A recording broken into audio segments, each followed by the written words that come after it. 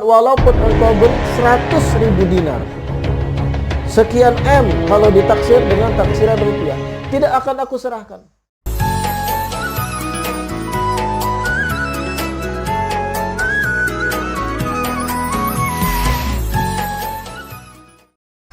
Al-Imam Abu Bakar bin Abdurrahman bin Syihab di dalam kitab beliau Rasyafatus Sadi, dan Al-Imam Syekh Yusuf bin Ismail An-Nabhani di dalam kitab beliau Asyaraful Mu'abbad li Ali Muhammad menukil satu cerita tentang pasangan suami istri Sayyid dan Syarifah yang memiliki beberapa anak perempuan.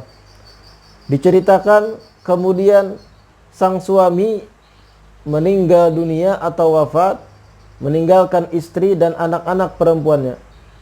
Kemudian sang istri ini berpindah dari kota yang dihuninya ke daerah yang dikenal dengan Samarkand, dikarenakan takut dengan ancaman-ancaman terhadap Ahlul Bait di kota sebelumnya. Kemudian saat ia berpindah ke kota Samarkand, saat itu dalam keadaan musim dingin yang luar biasa.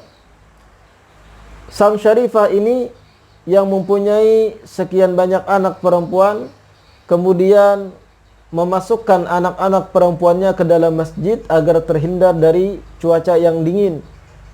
Dan sang Syarifah ini pun, sang ibu ini pun mencoba meminta bantuan di daerah sekitar Samarkand dengan berkeliling agar bisa memberi makan untuk anak-anaknya yang di masjid. Kemudian sang Syarifah ini pun berputar mengelilingi Samarkand untuk mencari bantuan agar bisa memberi makan untuk putri-putrinya yang di masjid. Tiba-tiba sang Syarifah ini melihat ada seorang syekh, tuan guru yang punya banyak murid lagi mengajar di dalam majelisnya. Sang Syarifah pun berharap minta bantuan dengan tuan guru ini.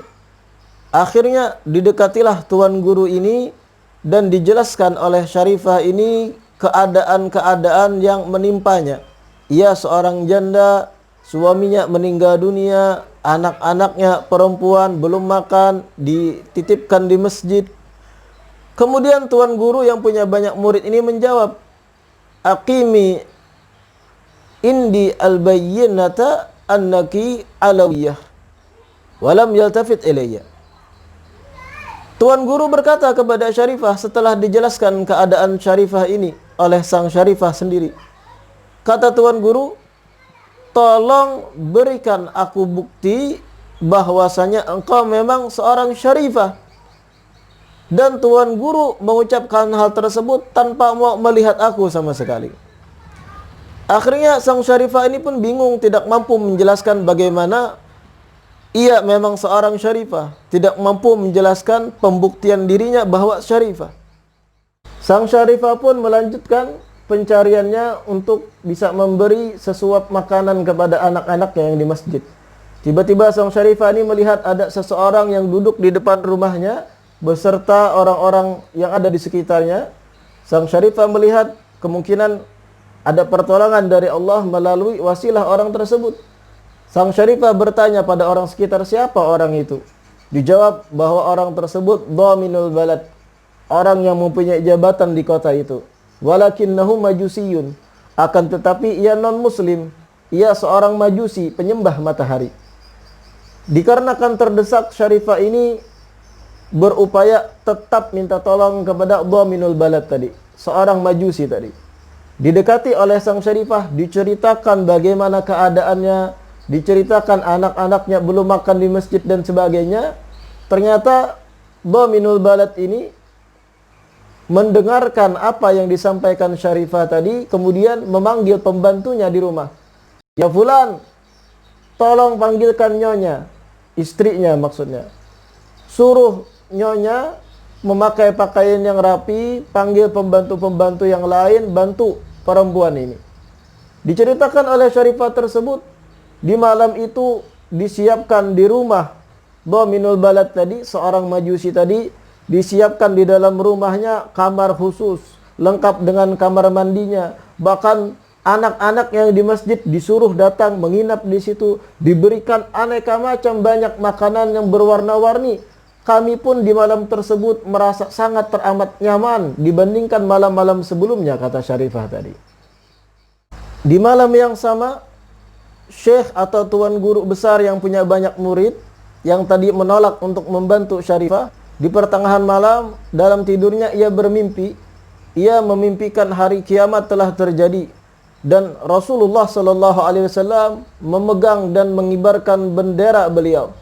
Akan tetapi Rasulullah di dalam mimpi tersebut berpaling dan tidak mau melihat wajah tuan guru besar ini. Sang tuan guru berkata kepada Rasulullah, "Ya Rasulullah, kenapa engkau berpaling dariku sedangkan aku seorang muslim?" Rasulullah menjawab, "Buktikan kepadaku bahwa engkau memang seorang muslim. Aqim indi al-bayyinata annaka muslim." Buktikan kepadaku bahwa engkau memang muslim. Tuan guru ini pun bingung bagaimana mau membuktikan. Sedangkan ini dalam keadaan hari kiamat.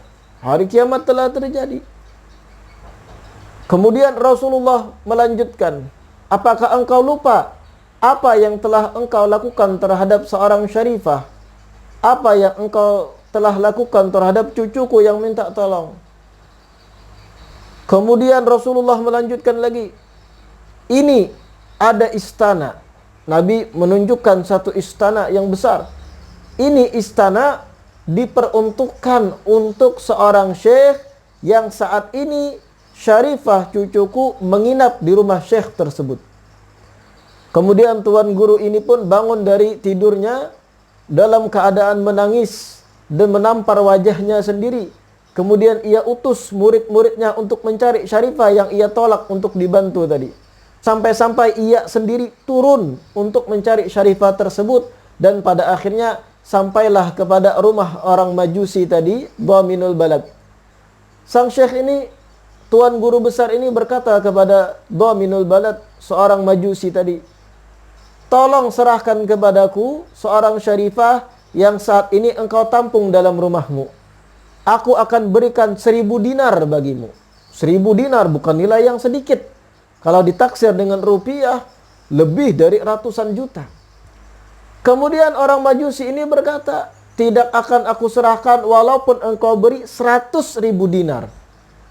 Sekian M kalau ditaksir dengan taksiran rupiah. Tidak akan aku serahkan."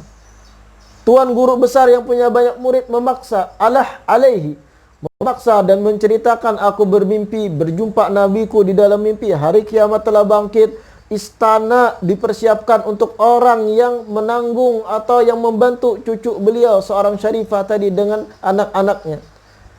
Kemudian orang Majusi yang membantu Syarifah berkata, "Yang engkau lihat dalam mimpimu, aku pun melihatnya.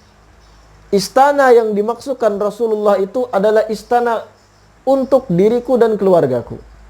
Dan demi Allah, setelah Syarifah dan anak-anaknya aku bantu, aku, keluargaku, ahlul baitku, penghuni rumahku, kami pun masuk Islam bersyahadat asyhadu alla ilaha illallah wa asyhadu anna Muhammadar Rasulullah." Kami masuk Islam berkat Syarifah yang kami tolong ini. Cerita ini kembali diingatkan, dinukil di dalam kitab Asyaraful Mu'abbad li Ali Muhammad dan begitu pula di dalam kitab Rasyafatus Shadiq. Tuan guru besar yang punya banyak murid menolak membantu Syarifah dengan dalih minta bukti kebenaran perempuan tersebut adalah seorang Syarifah. Di zaman dahulu sangat teramat jarang terjadi pemalsuan nasab. Dikarenakan orang yang ingin mengaku sebagai sayyid atau Syarifah tidak dapat keuntungan duniawi. Akan tetapi di zaman kita sekarang banyak pemalsuan nasab beredar.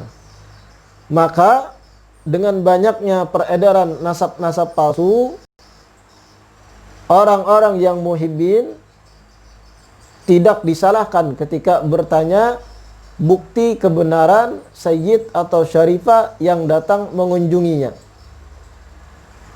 Atau dengan cara lain menghubungi habaib setempat atau menghubungi tokoh-tokoh habaib setempat yang dikenalnya dan mempertanyakan status habib atau Syarifah yang datang ke rumahnya. Ini langkah yang lebih baik demi mencegahnya banyaknya pemalsuan nasab orang-orang yang mengaku dirinya keturunan habaib atau syaraib akan tetapi ternyata abal-abal atau palsu.